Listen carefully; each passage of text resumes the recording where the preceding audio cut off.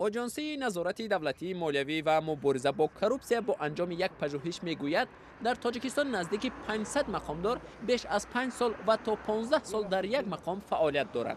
به قول مسئولین این آژانسی، منصبداران باید هر 5 سال به دیگر مقام گذرانیده میشدند.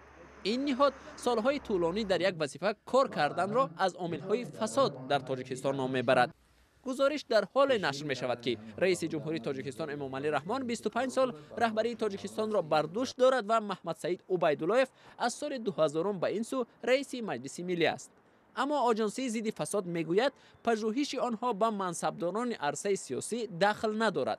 حدود 500 مقامدار تاجیک در حال سالهای طولانی در یک مقام باقی ماندند که همه ساله تغییرات کادری در تاجیکستان مورد انتقاد کارشناسان قرار میگیرد. تحلیلگران میگویند تعیین و برکناری وزیر و رئیسان اداره‌های دولتی در تاجیکستان در اطراف یک گروه محدود منصبداران صورت میگیرد. در صحیفه‌های مطبوعات محلی در تاجیکستان از این پدیده چون جای عوض‌کنی کادرها یا راکیروفکا نام میبرند.